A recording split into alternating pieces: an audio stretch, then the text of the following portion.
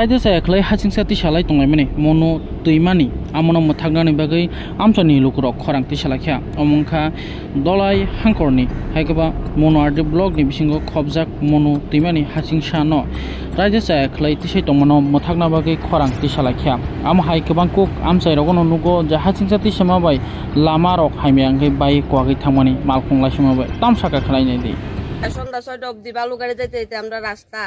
জলের পাইপ ভাঙা একদম বাড়িঘর একটা খারাপ জলের পাইপ ভাঙা বাড়িঘর ভাঙতাছে কোন জায়গার লোকেশনটা এটা মনে হয়েছে আচ্ছা জলের পাইপ যেন ভাঙা জল বাসেনি এটা কেন এটা কিভাবে জলের বড় বালু গাড়ি যাওয়া আসায় বালুঘাট দিয়ে বালুর গাড়ি যে যায় এই লাগা জলের পাইপ পাটে কোন জায়গা এটা গড়নপাড়া বালুঘাটটা কোনখানে ওই বালুঘাটটা পুরান গড়নপাড়া কতদিন ধরে এভাবে তারা কাজকর্ম এখানে কাজ করছে আমরা কই ঠিক করে দেওয়ালে ঠিক করে দেনা রাস্তা টাস্তা কিছু এখন আপনারা কি পদক্ষেপ নেবে এই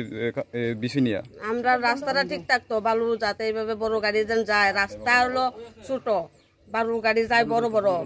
তাতে আমরা অনেক ক্ষতি হইতাছে যিনি এখানে কাজ করে ওর নাম জানেন আপনারা না জানি না আপনার নাম দিদি প্রতিভা পাল এফআর নাম পুরান গড়নপাড়া কোন ব্লগের রে তাহলে আমরা গাড়ি আটকাইমু সব মেয়ে লোক মিললা কারণ আমরা রাস্তাঘাটে টুকটুক সাধারণত টুকটুক যাইতে পারে না একটা রুগী আইলে আমরা টুকটুক দিয়ে রুগী লিয়ে যাইতাম পারি না এই রাস্তাঘাট ভাঙ্গা এমন পরিস্থিতি হয়েছে কত পরিবার আপনারা এখানে বসবাস করেন 300 পরিবার তো আপনারা এই ব্যাপারে কি পদক্ষেপ নেবেন এখন আমরা রাস্তাটা যাতে ভালো থাকে গাড়ি যাতে বন্ধ হয় বালুর গাড়ি প্রশাসনের কাছে আমরা দাবি এইটাই আমরা দাবি যেহেতু আপনারা যেটা দাবি চাইছেন এই আপনার মতো যদি উনি যদি না করেন তো আপনার কি পদক্ষেপ নেবেন আমরা সব মেয়ে লোক মিললা আন্দোলন করব রাস্তা ধরে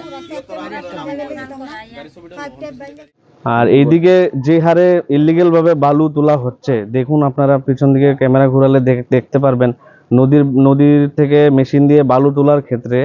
তোলার ফলে পুরা পাড় ভেঙে নদী এই সাইডে চলে আসছে আমাদের নদীর পাড় আরো ছিল ওইদিকে চড়া কিন্তু বালু তুলতে আপনারা দেখতে পারবেন ভিডিও ফুটেজ পিছে আপনারা করলে এই বালু তুলে পুরা নদীর পাড় ভেঙে অবস্থা কাহিল এটা যাতে বন্ধ হয় আমি গভর্নমেন্টের কাছে অনুরোধ রাখবো এটা একটু দেখার জন্য যিনি কোনো কাজ করে কন্ট্রাক্টর হিসেবে বালু তুলে ওর নাম জানেন ওদের নাম তো আমরা জানি না কে তুলে না তুলে কারণ লেবাররা আসে মেশিন দিয়ে বালু তোলা হয় গাড়ি দিয়ে লোড হয় চলে যায় কে মালিকানা এটা তো আমরা জানি না কিন্তু এটা তো যেভাবে নদীর বালু তোলা হচ্ছে পাড় ভেঙে অবস্থা কাহিল আর মেশিন দিয়ে তো এটা এলাও না আর সেই পাড়ার মানুষ যেতে পারে না আসতে পারে না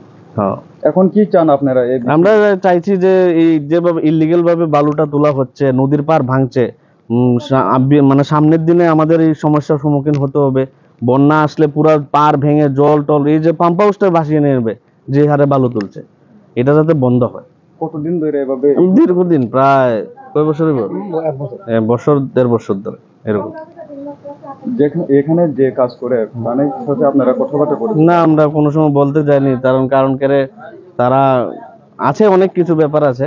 এইদিকে মারাকড়ার একটা আছে এটার জন্য আমরা কোনো সময় বলতে যাইনি কারণ করে তাদের সাথে কথা বলতে যাইলে ঝগড়া